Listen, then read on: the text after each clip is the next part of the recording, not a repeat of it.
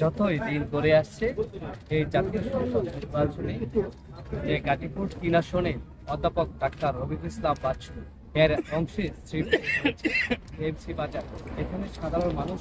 ধানের শীষের প্রতীকে জয়যুক্ত করার জন্য বিভিন্ন গ্রামগঞ্জে যাচ্ছে ধানের শীষের প্রতীকে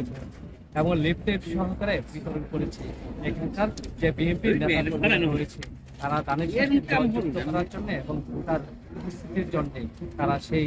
বিভিন্ন বাড়িতে গিয়ে ধানের শীষ প্রতীক প্রচার করেছে, লিফটের বিতরণ করেছে। শ্রীপুর গাজীপুর 12 তারিখ সারাদিন সকাল সকাল কেন্দ্রে যাব, ধানের শীষে চাই সকলের,